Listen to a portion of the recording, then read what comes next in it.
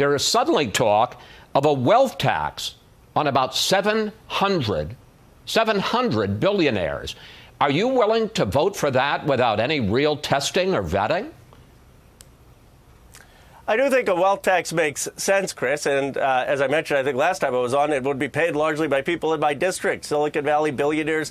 Our wealth has gone up 40% during the pandemic, $11 trillion of market cap in our area. They can afford to pay a wealth tax. But I guess my question for Senator Sinema is, she voted against the Trump tax cuts, and I just don't understand why she's not willing then to raise some of the rates back to what they were before the bill she voted against was, and she hasn't explained it to anyone. What's up, everybody? Major Retired Richard Ojeda here, and Congressman Khanna is a friend, and he's someone that is measured by his temperament and always thinks before he speaks. For Ro to come out and say something like this, gives an indication of just how fed up everyone is with Senator, look at me, Christian Sinema.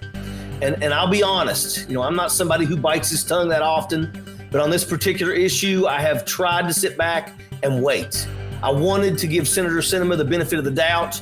Maybe she's just holding out, because she wants certain commitments made to Arizona. And if that is the case, I can respect that. After all, that is her job to get the best possible deal for her constituents. We hear reports that she's not communicating, and I give her the benefit of the doubt and tell myself, and many of you people watching, that it's not smart to negotiate publicly, especially something this big. She must be communicating in private with either President Biden or Senator Majority Leader Chuck Schumer. Never did it cross my mind that she was just putting on a show. And, that is not negotiating in good faith. Senator Sinema has been fundraising in recent months with some very shady characters, not just in Arizona, but all across the country.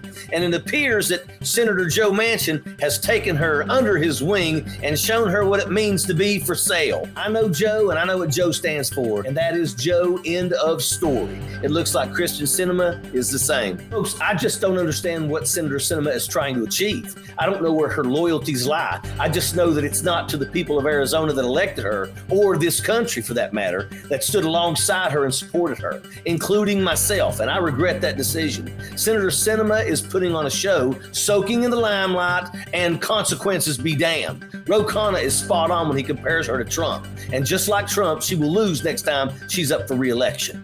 I know we are a long way off from 2024 when she's up for re-election, and a lot can happen from now until then. But what we need to do is not let up. Every single person in Arizona watching this video should be calling her office number at 520-639-7080 or emailing her at www.sinema.senate.gov.